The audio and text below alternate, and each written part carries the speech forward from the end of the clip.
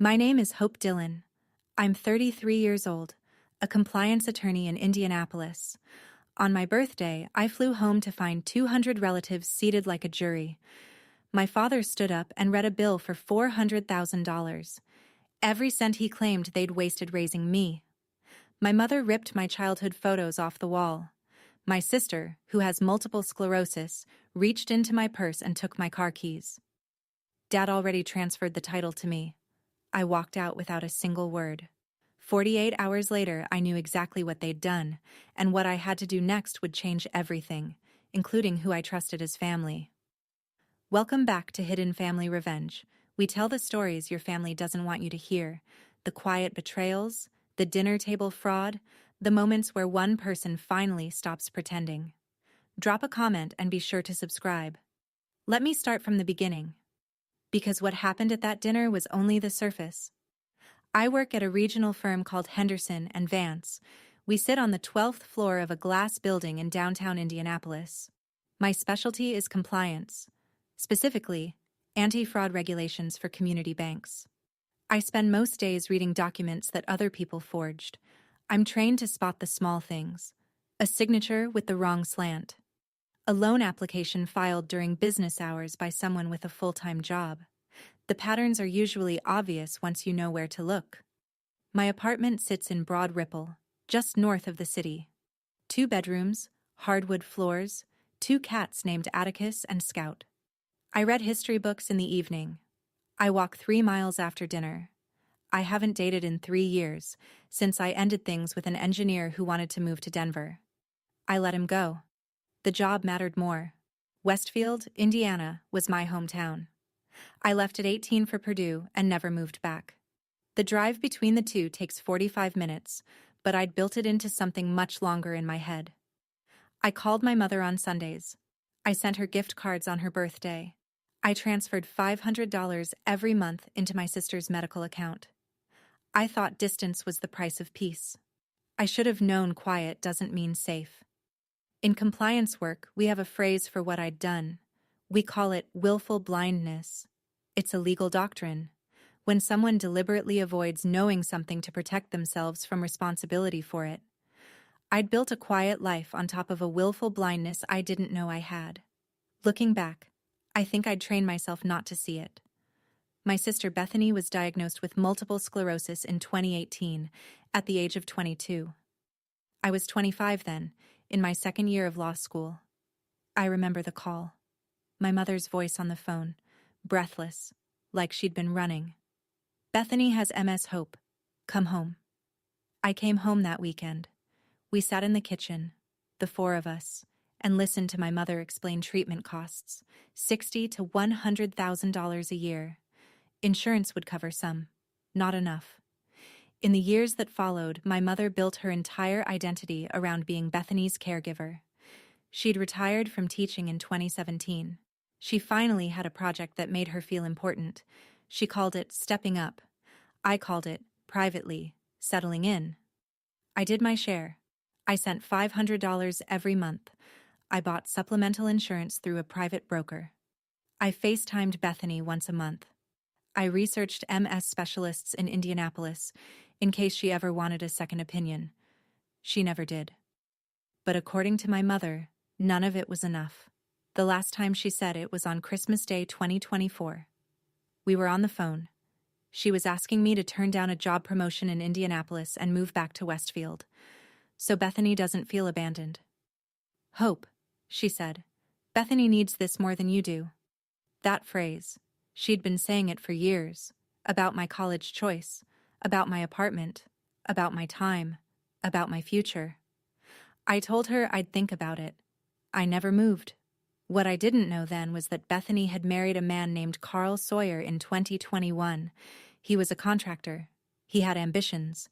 He would learn very quickly that there were easier ways to get money than working for it. 3 weeks before my 33rd birthday, my mother called me on a Tuesday night. We did not talk on Tuesdays. We talked on Sundays. I knew, before I even answered, that something was different. "Hope," she said. "Your father and I want to do something special for your 33rd. I paused. "Special how?" "A big family gathering. We want everyone there. We want to celebrate you. I sat down on my couch. Atticus jumped onto my lap. My mother had not celebrated my birthday since I was 17. Not once. Not a card. Not a cake. Not a phone call before noon. Mom, I said carefully, you haven't done a birthday for me in 15 years. I know. That's why we want to do this, Bethany insisted. She said you've been distant. We want to fix things. The word fix stuck with me. My mother didn't fix things. She redirected them. Who's coming? I asked. Just family, maybe Carl's parents. Small thing. I told her I'd think about it. I called my friend Sam Henderson the next morning at the office. Sam and I had gone to law school together. He was a partner now, the only person at the firm who knew about my family. I told him about the call. He listened. Then he said, Hope, that doesn't sound like your mother. I know. Your mom doesn't fix things. She redirects them. That's exactly what I thought. So why are you considering it? I didn't have a good answer. I told myself it was because she was getting older, because Bethany had asked, because 15 years of distance was a long time, and maybe, people changed. I should have listened to him. I had every reason to listen to him. The Saturday of my birthday started with a cold, clear May morning. I packed an overnight bag, just in case. Laptop, a folder of work documents I'd planned to review on Sunday, a small gift for my mother, a leather journal I'd bought at a stationery shop on Mass Avenue. The drive to Westfield took 43 minutes. I called my mother when I reached the edge of town to confirm I was close. She answered fast. The background was loud. Voices, plates, something like music. Just come quick, sweetie, she said, and hung up. I drove down Main Street. The town hadn't changed much in 15 years. Same hardware store, same diner, same Methodist church on the corner. I passed Linda's Pastries, my Aunt Linda's bakery. On impulse, I pulled into a parking spot and went inside. I'd buy a fresh pie for my mother, a small peace offering. Linda was behind the counter. She looked up when the bell rang. Her face changed. Not happy, not surprised. Something else. Hope, she said. Honey? Hi, Aunt Linda. I'm in town for the birthday party. Mom didn't tell you? She looked at me for a long second. Hope? Are you sure you want to go straight there? What do you mean? She wiped her hands on her apron. Her voice dropped. Just be careful. Call me if you need. I waited. I expected her to say more. She didn't. I bought the pie. I left. Driving the last mile to my parents' house, I counted cars. The street was full. 40, 50, maybe more.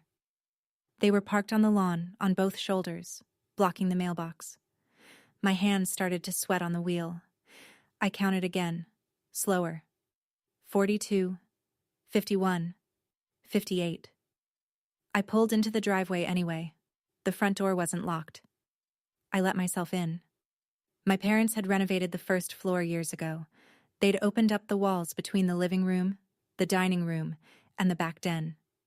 It made the space feel like a small church. That morning, it had been arranged like one, folding chairs in rows, easily 200, a long table at the far end, set up like a podium. There were no balloons, no banner, no cake on the counter, no music playing in the background. There was a smell, coffee, something fried, perfume in the air. The people were already seated. Cousins I hadn't seen since middle school, the Methodist pastor in his blazer, my father's old colleagues from the insurance office, neighbors, the Henderson family from down the road. My cousin Robert, 70 years old, nodded at me. He'd been briefed. They'd all been briefed. 200 eyes followed me as I walked in. None of them surprised. All of them waiting. My mother appeared at my elbow. She was wearing red lipstick, darker than usual, and a navy dress. No apron. No nervous smile. Hope, she said. Just sit down. We need to talk as a family. Mom, what is this? Sit down. Bethany was in a chair near the front, Her hands trembled slightly in her lap. MS symptom. I noticed it and immediately dismissed it. She'd had flares before. Carl stood behind her, his arm on the chair back, his face pale. I didn't sit. I stood in the middle of the room and looked at the rows of relatives. The pie I'd brought from Linda's was still in my hand. I set it on the counter. Then my father stood up. My father had aged in the past year.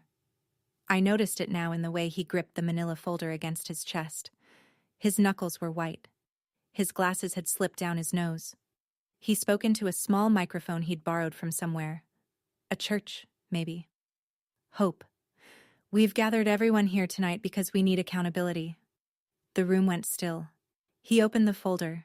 Inside were typed pages.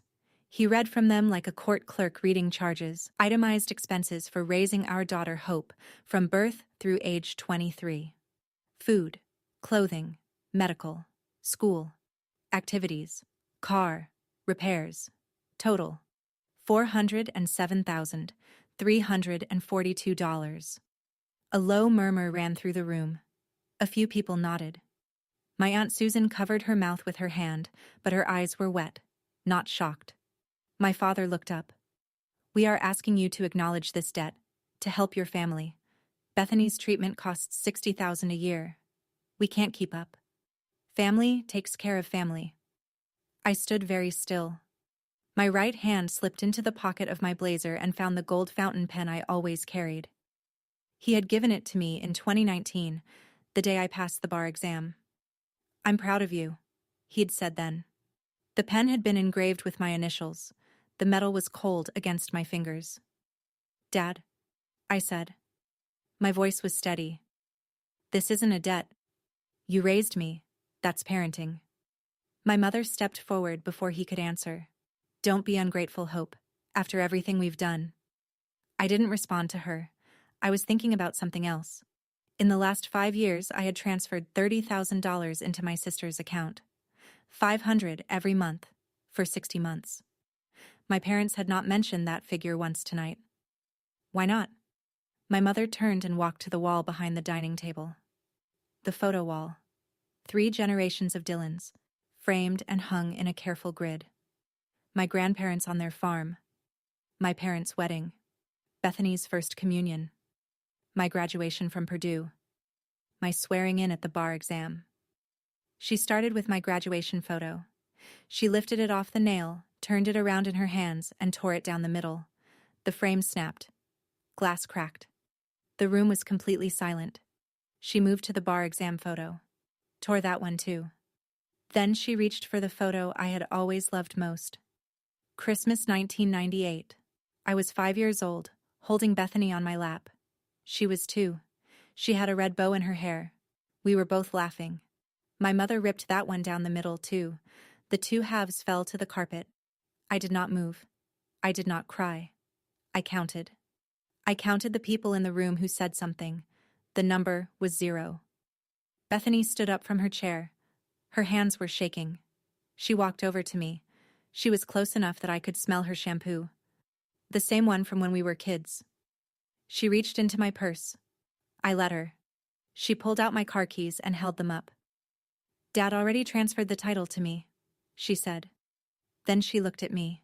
Her eyes were wet, but her voice was steady. You always had it easier. Carl nodded behind her. 200 relatives sat in their folding chairs and watched. The Methodist pastor looked at his hands. My cousin Robert looked at the ceiling. My mother looked at me with an expression I had never seen before. It looked like triumph.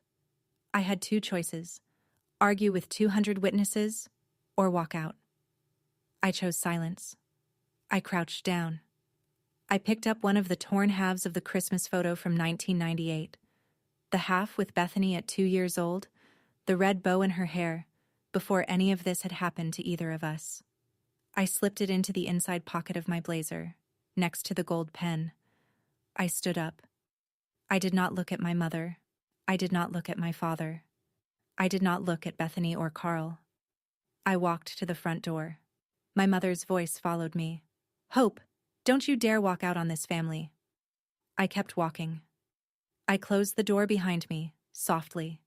200 people did not get up. No one came to stop me. No one called my name a second time. I stood on the sidewalk. The Toyota Camry I had driven in was still in the driveway. My sister now owned it. My phone was in my purse. My overnight bag was in the back seat. I left both of them. I opened the Uber app. The closest driver was 47 minutes away. May in central Indiana, a Saturday evening. The drivers were busy with prom traffic out toward Carmel. I sat down on the curb. The pavement was warm. The first call came 20 minutes later. My mother. I did not answer. I sat there for 47 minutes. I watched the front window of my parents' house. The lights stayed on. The party did not break up. No one came out. I watched the door I had just closed and counted the seconds. I had been a stranger inside my own family for 15 years. I had not known how much of one until tonight. I got back to my apartment in Broad Ripple at 10 that night. Atticus and Scout came to the door. They wove around my ankles, indifferent to my mood. I sat down at the kitchen table without taking off my shoes. I emptied the inside pocket of my blazer onto the wood surface. The torn half of the Christmas photo. The gold pen. That was everything I had brought home. My phone buzzed, then buzzed again. My mother, my father, my Aunt Susan, a cousin I hadn't spoken to since 2014. I muted them all and turned the phone face down. I called Sam. He picked up on the second ring. Hope, what's wrong? I told him. I described the chairs, the microphone, the bill, the photos, the car keys. Sam was quiet for a long time. Then he said, I'm coming over. He arrived 30 minutes later with Thai food from the place near my apartment. He set the cartons on the counter. He didn't hug me. He knew I didn't want that. We ate noodles standing up at the kitchen island. I told him the rest. Bethany's voice, Carl's nod, my mother's expression. Sam set down his fork. Hope, he said. This isn't normal family conflict. 200 witnesses for a debt that doesn't exist? Something else is going on. I know. I just don't know what. When a family stages a courtroom, they're not asking for money. They're asking for cover. The word sat between us for a moment. Cover. I made a decision while I was looking at my plate.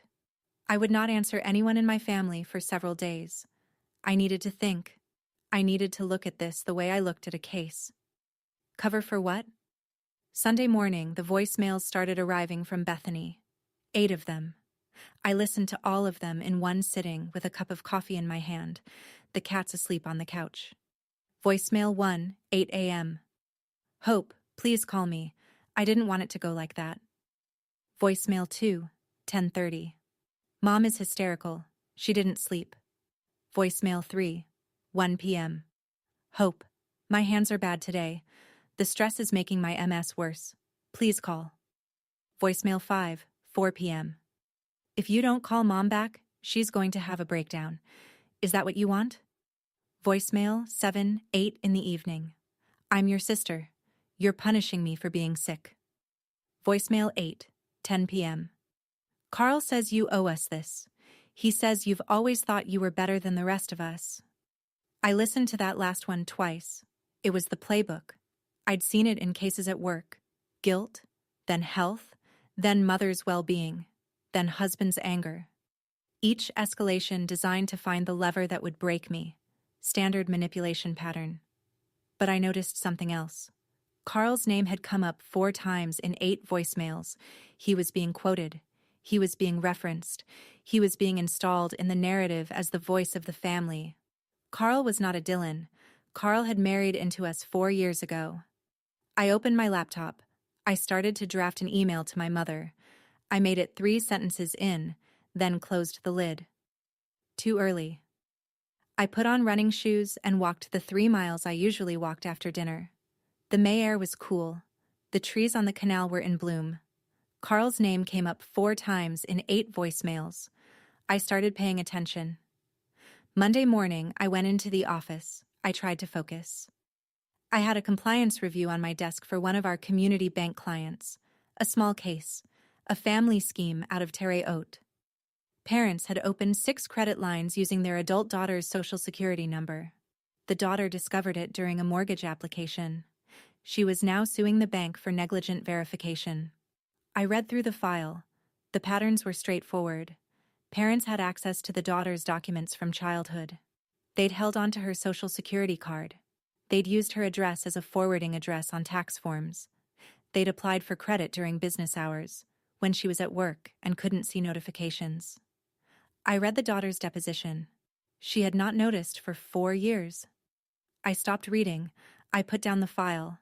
I stared at the wall behind my desk. There was a framed photo of me at law school graduation. My mother had not come to that ceremony either. She had been managing Bethany's flair.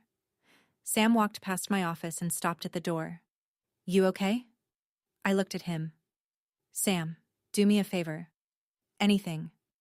"Run my credit report through the firm's identity protection service. The full one. All 3 bureaus." He didn't ask why. He just nodded. "I'll have it tomorrow morning." He left. I closed my office door and sat in my chair for a long time. My job was to spot fraud. I had been close to my own family. I had never thought to look. I picked up my phone. 23 missed calls since Saturday night, 14 voicemails. I did not listen to any of them. That night, in the apartment, I sat at the kitchen table with the photo and the pen, and I waited. I would get the report the next morning. I would not be ready. Tuesday morning, before I left for the office, my Aunt Linda called. I answered on the 3rd ring. "Hope," she said. Her voice was tired. "I saw what happened. I left after 20 minutes. I'm sorry I didn't warn you better." "Aunt Linda, what's going on?" There was a long pause. I heard her shop in the background, the espresso machine, a customer ordering. "Honey," she said, "your parents have been getting mail addressed to you, at their house, for at least 2 years. I sat down. "I noticed last Easter when I was cat-sitting at their place. Patricia keeps the mail in a basket on the counter. There were credit card statements with your name on them, not from your bank, different banks." "Did you ask her?" "I did. She said you'd asked her to forward your mail because you moved a lot.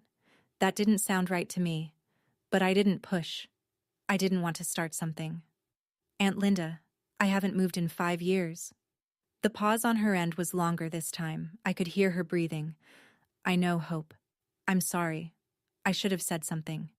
Come by the bakery if you want. I have something for you." I drove to Westfield that afternoon. The bakery was empty between lunch and the after-school rush. Linda met me at the back booth. She had a folder of her own, a small one. "I made copies of family photos years ago," she said, "after your grandfather died. I made them for everyone, just in case." She slid the folder across the table. Inside was the Christmas 1998 photo, the one my mother had torn in half. I looked at it. Bethany at 2.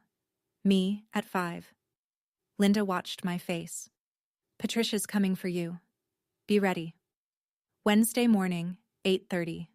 Sam was waiting in the firm's small conference room with a manila folder on the table. I knew what it was before I sat down. "You sure you want me to stay?" he asked. "Stay." He pushed the folder across the table. I opened it. The first page was a summary from Experian, the second from Equifax, the third from TransUnion. Each agency had pulled the full file on Hope Dillon, age 33, born April 14, 1993, Social Security number ending in 0721. The summary showed 11 open trade lines. I had 3. Mine were a Chase card I'd opened in 2015, a small auto loan I'd paid off in 2022, and a checking overdraft line at my credit union that I never used. That left 8 other lines. I read them one by one. Sam was watching me. Discover card, open March 2021. Limit 8,000. Current balance 7,200. Capital 1.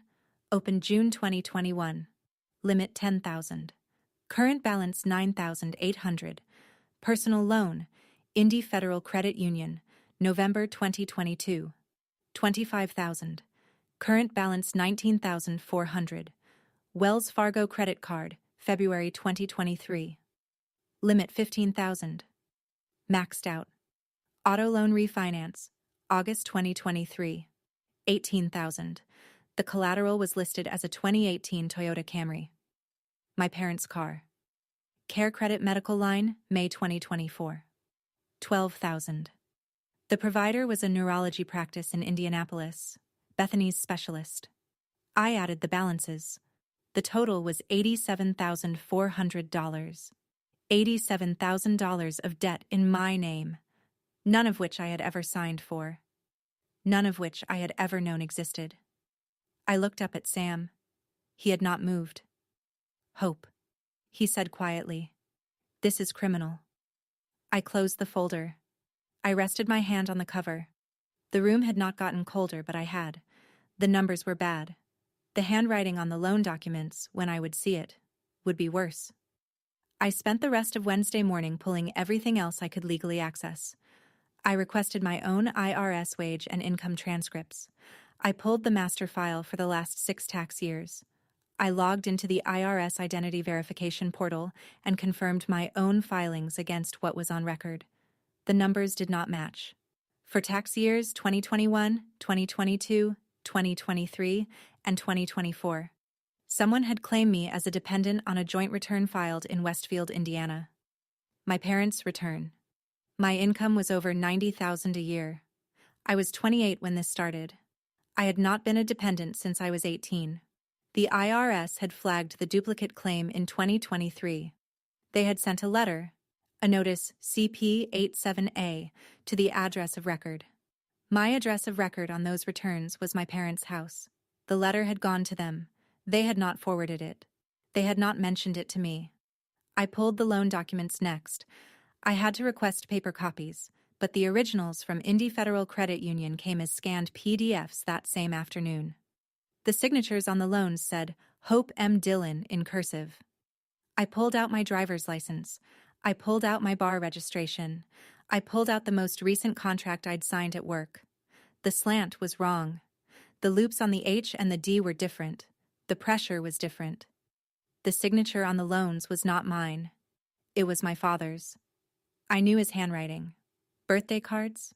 Every year. For 33 years. I knew exactly the way he wrote. He had been signing my name. For 5 years. While I was buying him a Father's Day card every June. I needed to know one more thing before I decided what to do. I uncapped the gold pen and wrote out the full timeline on a legal pad. Account. Date opened. Amount. Bank. I worked through it the way I worked through any case file. The pen moved smoothly. The ink was the same dark blue I'd used since law school. I needed to know whether Bethany had known. I could not pull her credit report. I was not her attorney, but I could ask her directly. I opened my phone. I went into the long thread of unanswered voicemails. I typed a single message. Bethany, did you know about the accounts? I sent it. 8 minutes later, 3 dots appeared. Then her reply came in. What accounts? Hope, what are you talking about? Mom just told me you're trying to ruin us. I read it twice. There was no surprise in the reply. No question that suggested she'd never heard of any accounts.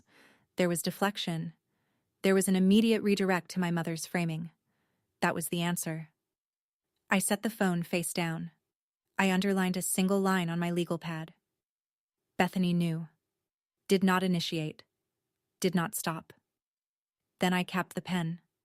I want to pause for a moment.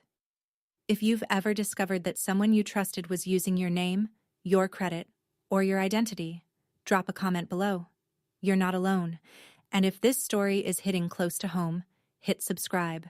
There are more stories like this coming, and I want you here for them. Now, let me show you what I did next. I knew enough. I picked up the phone again, this time to call Sam. We needed to sit down and talk about options. It was time to act. Sam closed the conference room door behind him and sat down across from me. He had brought a yellow legal pad of his own. He was already in counselor mode. I appreciated it. All right, he said. Let's go through your options. There are 4. I nodded. I let him take the lead. Option 1. You press criminal charges. Identity theft is a level 6 felony in Indiana under Code 35-43-5-3.5. We're talking 6 months to 2.5 years of prison time for both your parents. Possibly more, given the dollar amount and the duration. Option 2. Civil suit. You sue them for damages. You sue Bethany and Carl too, depending on what their involvement turns out to be. You go after every dollar of the $87,000. You'd win. They'd lose their house. Option 3. You file the FTC report at identitytheft.gov. You file IRS Form 14039 for the dependent fraud. You freeze your credit at all 3 bureaus. You contact each creditor and dispute the accounts as fraud. You protect yourself. You do not pursue them criminally or civilly. Option 4. You do nothing. You try to work it out as a family. He set the pen down. What do you want, Hope? I sat with the question. I thought about my mother in the wheelchair she would end up in someday. I thought about my father's face when he'd given me the pen in 2019. I thought about Bethany's hands shaking on the gold of her chair on Saturday night. I don't want my parents in jail, I said. I don't want Bethany stressed during a flare-up. And I will not be their bank anymore, and I will not pay their taxes. Sam picked up the pen. Option 3. Let's go. I got home that night and made a decision at the kitchen table. I set my new manila folder down on the wood. Inside were the credit reports, the IRS transcripts, the loan documents, the forged signatures, the CP-87A letter that had been intercepted, the FTC complaint draft Sam had started. Next to the folder, I set the torn half of the Christmas photo and the gold pen. I poured a small glass of wine. I almost never drink. The bottle was a gift from a client, 3 months old, half empty from a single dinner with Sam. Atticus jumped onto the table and sat next to the folder. He looked at me. He did not blink. I loved them, I said to the cat. I loved them all, and I was also their easiest target. I said it out loud just to hear myself say it. I opened my laptop. I bookmarked 4 pages. Identitytheft.gov, the Equifax security freeze page, the Experian freeze page, the TransUnion freeze page. I would do all of it in the morning. I would start with Equifax. The freezes were free. They took 10 minutes each. They would lock down my credit file completely. No new account could be opened in my name without my unfreezing it with a PIN that only I controlled. After that, I would call every creditor on the list. 8 phone calls. I had blocked the next 2 days for it. I picked up my phone. 43 missed calls today. 22 voicemails. I did not listen to any of them. I did not block the numbers. I wanted them to keep calling. I had loved my family. I had also been their easiest target. Both things were true. Thursday morning, I started with Equifax.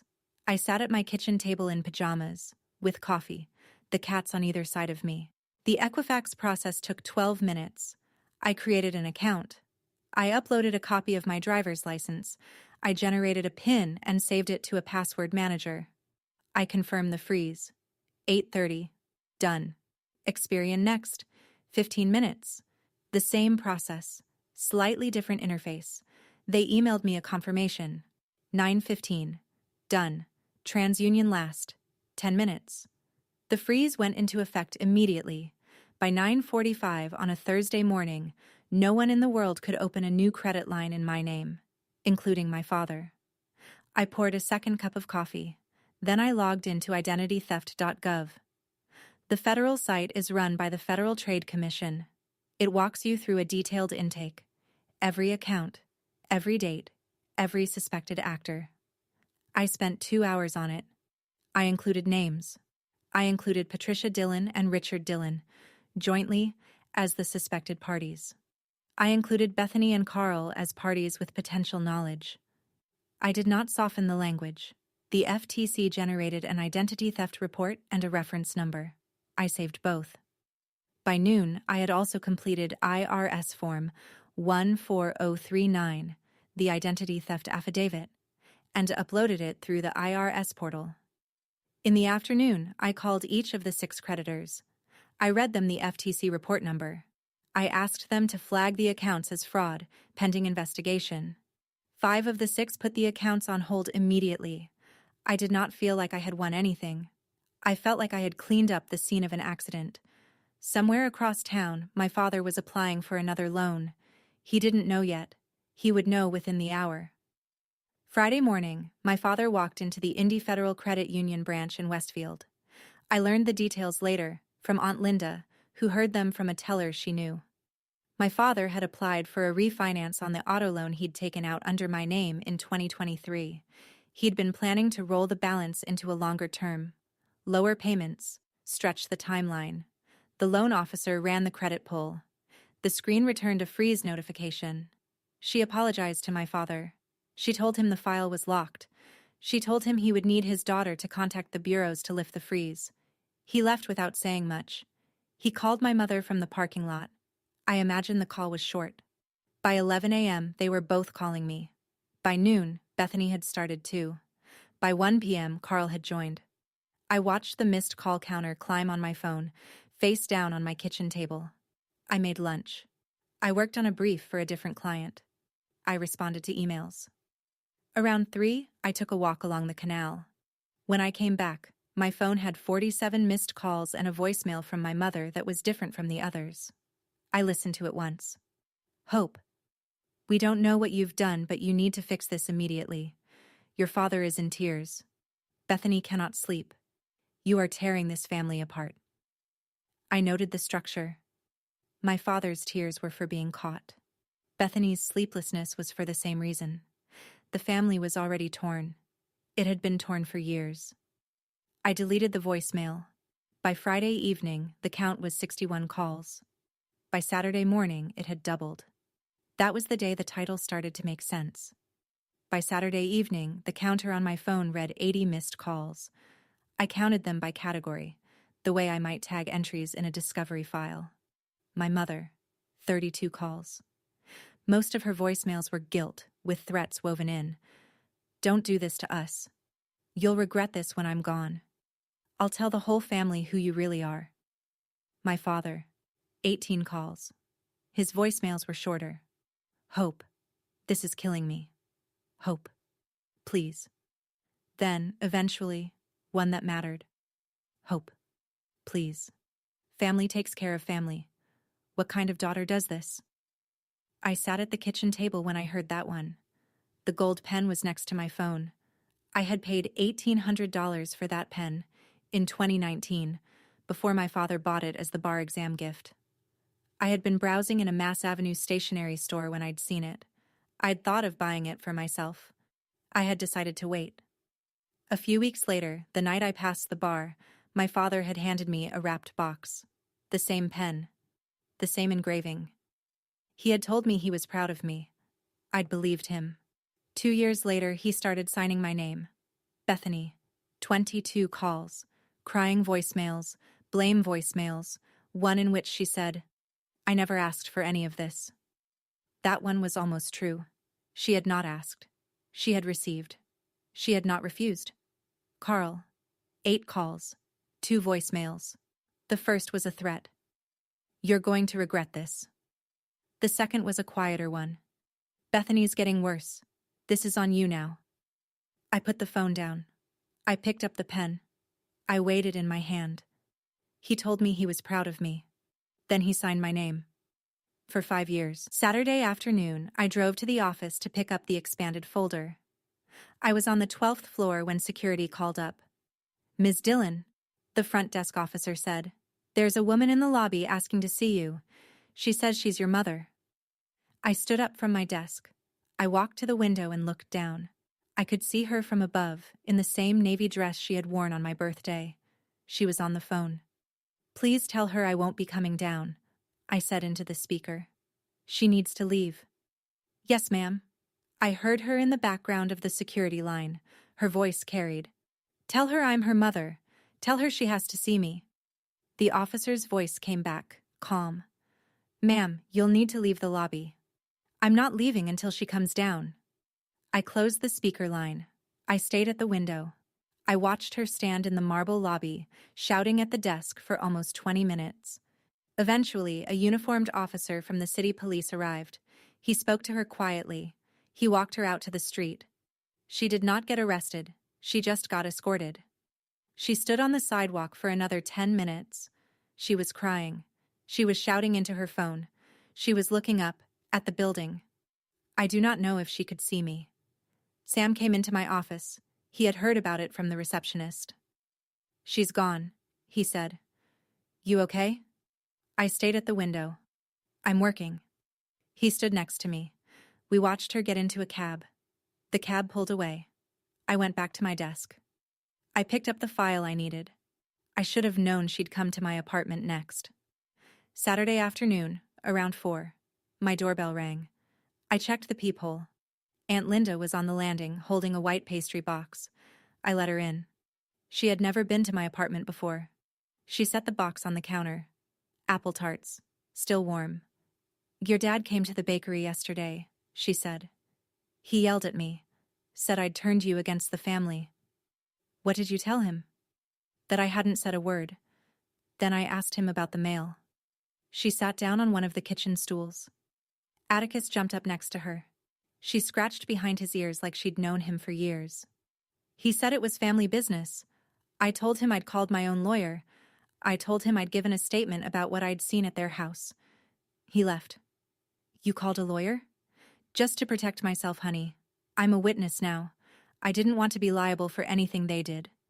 The lawyer told me to write down everything I'd seen. So I did. It's in a safe deposit box." I sat down across from her. Atticus stretched and lay down between us. "Aunt Linda," I said. "Thank you." She shook her head.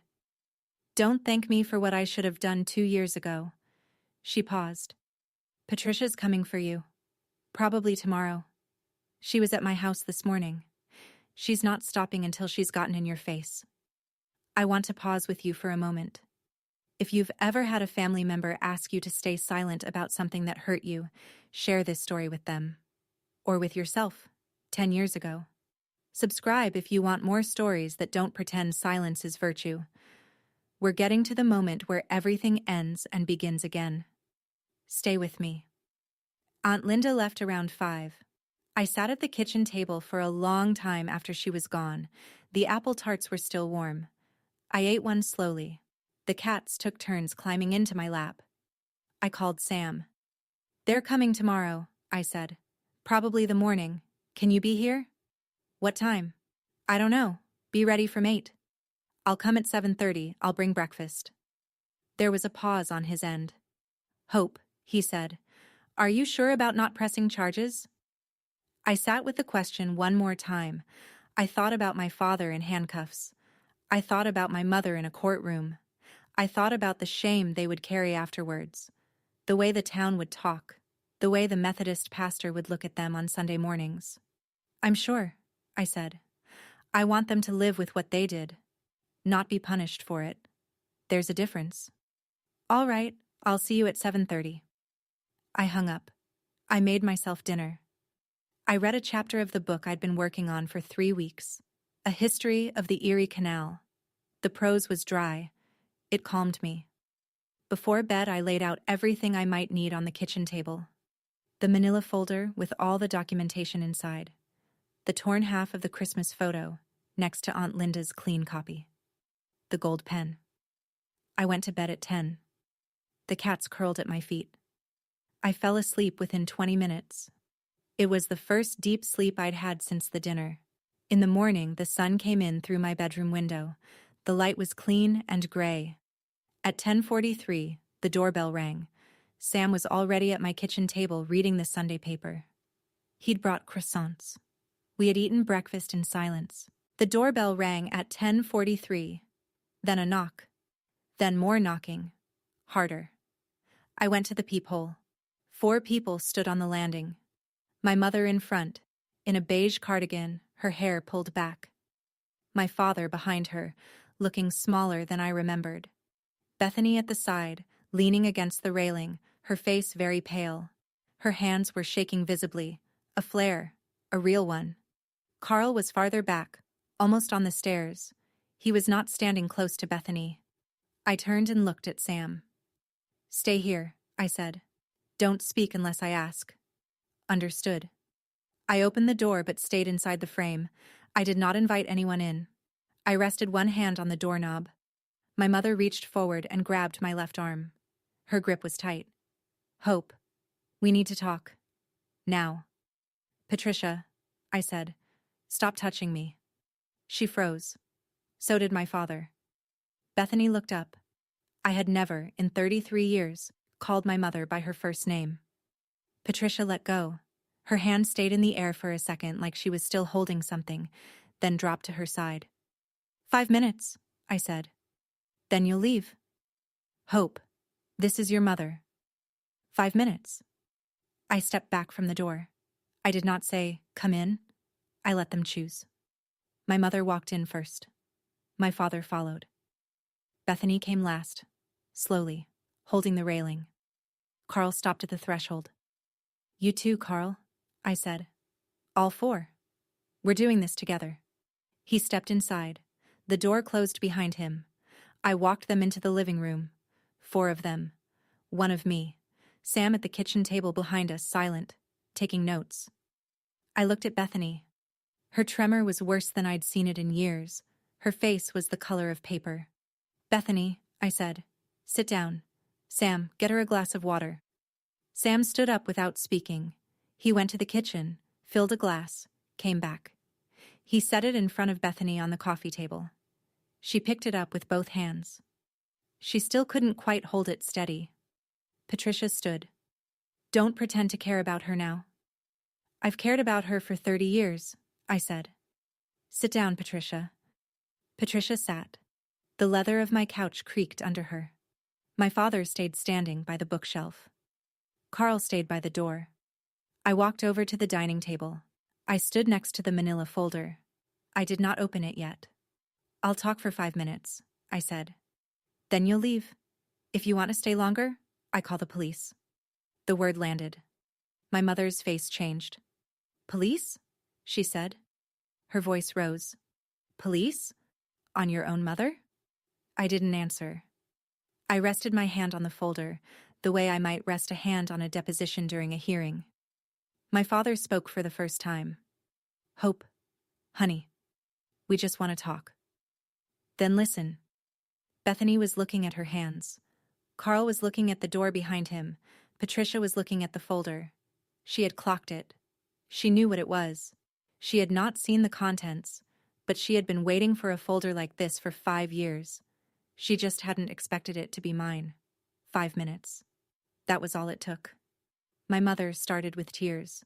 The polished kind, perfectly placed, no smearing of her mascara. Hope, your father is sick over this. Bethany hasn't slept. Carl is afraid we'll lose the house. I didn't respond.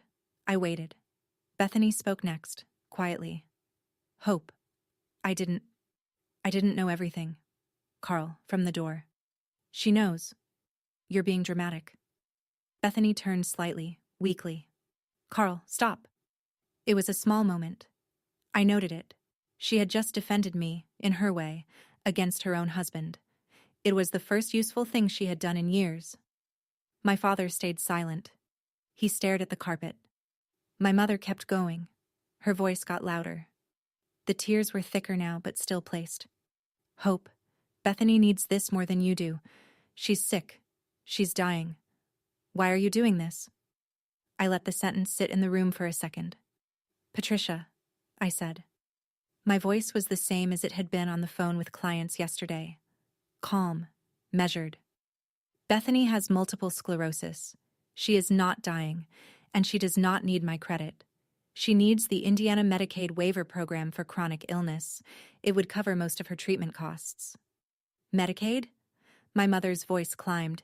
You think I'm going to put my daughter on welfare? It isn't welfare. It's a federal program designed for exactly her diagnosis. You've never applied because applying would mean admitting you need help. Instead, you stole my name. The word stole landed hard. My father flinched. Bethany looked up from her hands. Her eyes were wet. Her voice was small. You always had it easier. I looked at her for a long moment. I did not raise my voice. Bethany, Having a job is not the same as having it easier. Having boundaries is not the same as having it easier. Then I opened the folder.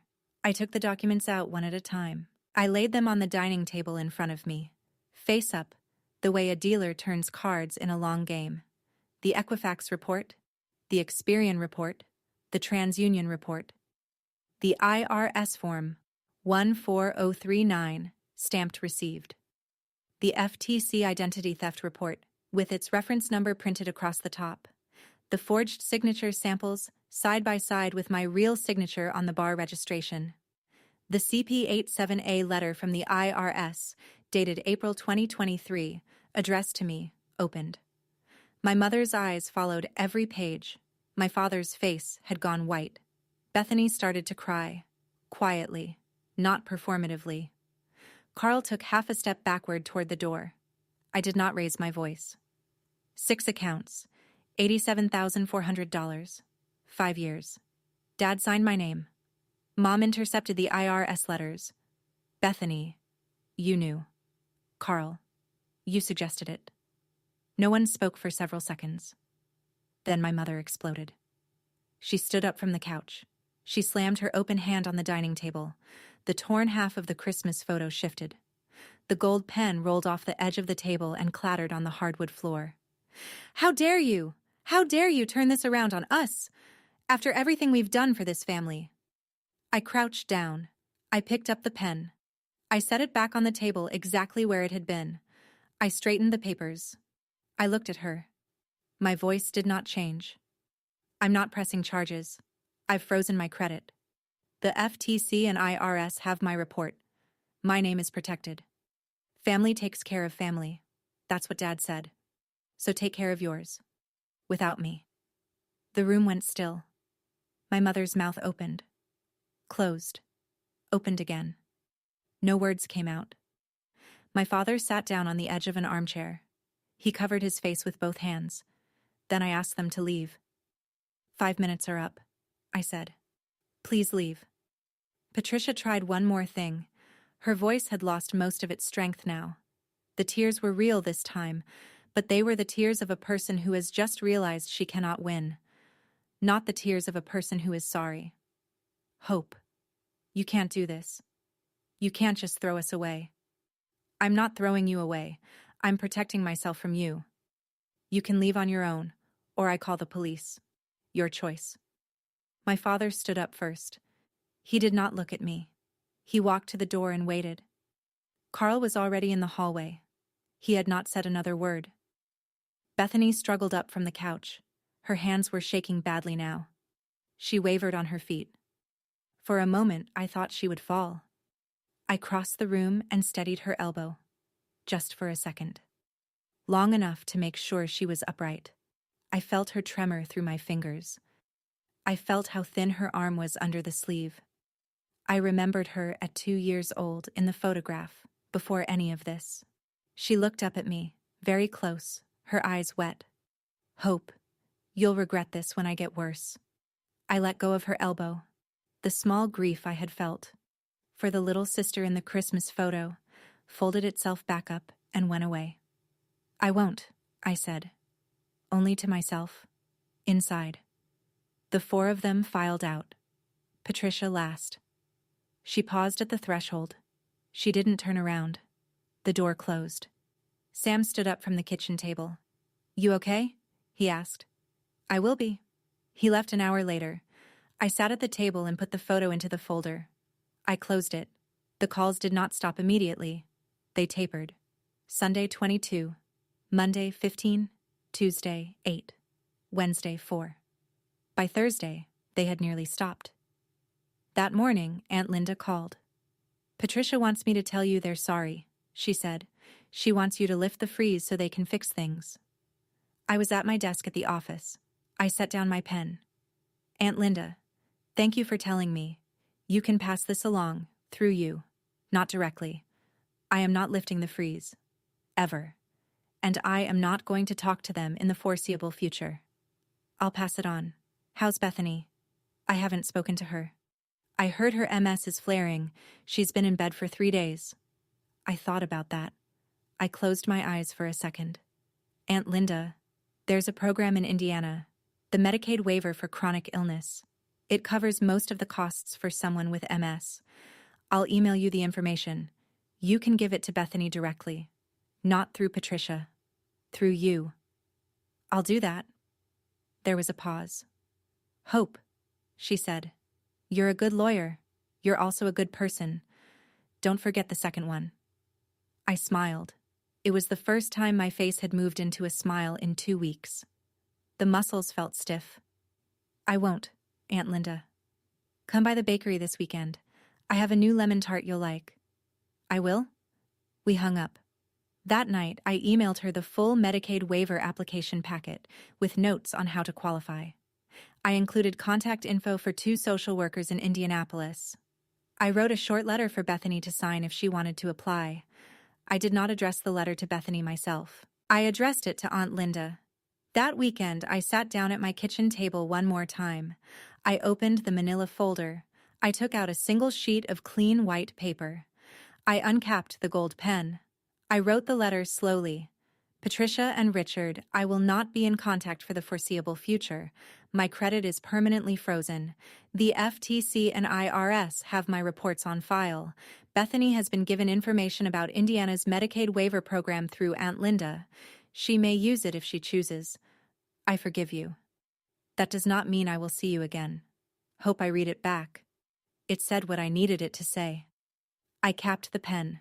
I held it in my hand for a long time.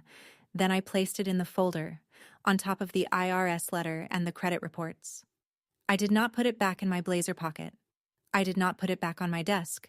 It stayed in the folder, with the rest of the evidence. I did not need to carry the memory of my father's pride anymore. I did not need to be reminded of the year he handed me a gift and the year, 2 years later, when he started signing my name. The folder would go to a safe deposit box at my bank that Monday. Everything in one place. The documents. The pen. The torn photo my mother had ripped down the middle. I printed the letter.